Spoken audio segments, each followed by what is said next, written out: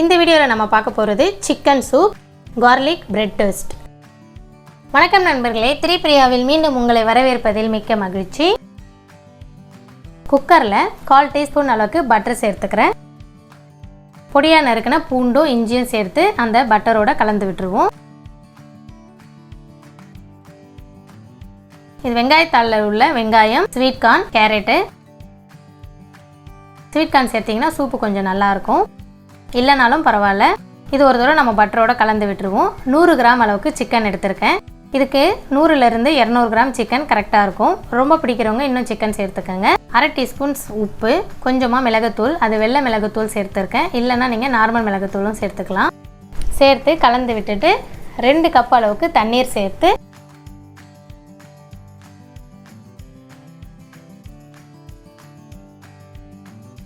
இதை மூடி போட்டு 3 விசில் வச்சு எடுத்துப்போம். 2லேருந்து 3 விசில் கரெக்டாக இருக்கும்.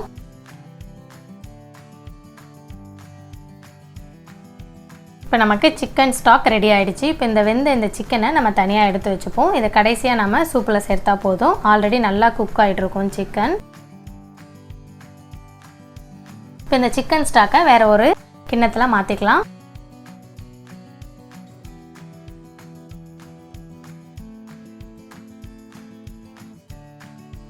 இப்போ இது கொஞ்சம் கொதிக்கட்டும். இப்போ நம்ம சாஸஸ்லாம் சேர்த்துப்போம். 1 teaspoon chilli sauce, 1 teaspoon soya sauce. இந்த ஸ்டேஜில் நீங்கள் கலந்து விட்டுட்டு உப்பு மட்டும் செக் பண்ணிக்கோங்க. நம்ம முதல்ல கொஞ்சமாக தான் உப்பு சேர்த்துருப்போம். இப்போ சூப்புக்கு எவ்வளோ தேவையோ அந்த உப்பு இதில் சேர்த்துக்கலாம். நான் 1/2 டீஸ்பூன் உப்பு சேர்க்குறேன். 1 டேபிள் ஸ்பூன் சோள மாவு, அதில் கொஞ்சம் தண்ணீர் சேர்த்து கட்டி இல்லாமல் கரைச்சி எடுத்துப்போம். உங்களுக்கு எந்த அளவுக்கு திக்கி வேணுமோ அதுக்கேற்ற மாதிரி கார்ன்ஃப்ளவரை நீங்கள் அட்ஜஸ்ட் பண்ணிக்கலாம்.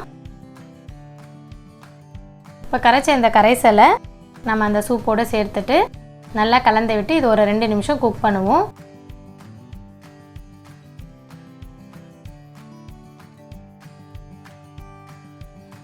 வெங்காயத்தாள், சிக்கனை கட் பண்ணி இதில் சேர்த்துக்கலாம். மிளகுத்தூள் 1/2 டீஸ்பூன், வெள்ளை மிளகுத்தூள் சேர்த்து கலந்து விட்டுட்டு இது ஒரு 2 நிமிஷம் நம்ம கொதிக்க விடுவோம்.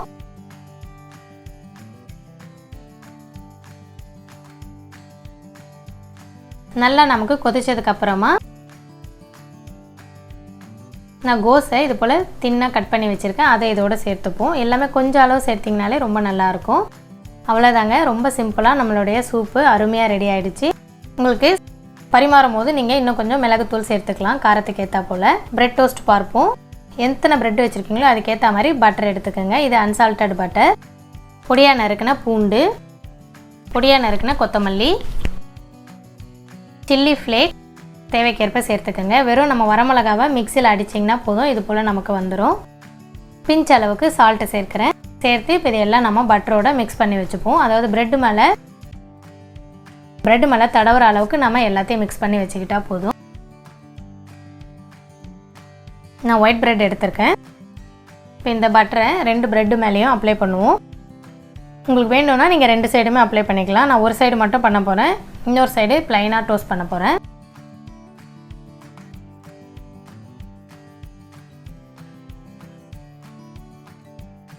இப்போ தவா நம்ம சூடானதும் 2 ப்ரெட்டும் ப்ளைனாக வைப்போம். வேணும்னா கீழே நீங்கள் பட்டர் போட்டு கூட டோஸ்ட் பண்ணிக்கலாம். ஒரு சைடு ரெடி ஆனதும் திருப்பிட்டு இப்போ நம்ம சீஸ் சேர்த்துப்போம். அவைலபிளாக இருக்கும் அந்த சீஸ் எடுத்துக்கோங்க.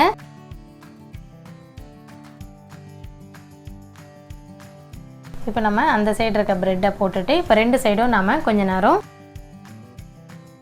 டோஸ்ட் பண்ணி எடுத்தோம்னா நம்மளுடைய பிரெட் டோஸ்ட் ரெடி. சூப்பு கூட இது போல் பிரெட் டோஸ்ட்டு சாப்பிட்றதுக்கு ரொம்ப சூப்பராக இருக்கும். செய்து பாருங்கள். மீடியம் ஃப்ளேமில் இதை நம்ம டோஸ்ட் பண்ணிடலாம்.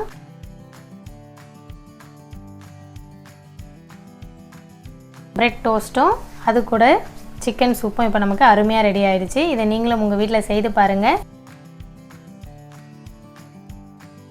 உங்கள் கருத்துக்களை கமெண்ட் செக்ஷனில் எழுதுங்க. மீண்டும் ஒரு நல்ல ரெசிபியில் சந்திப்போம்.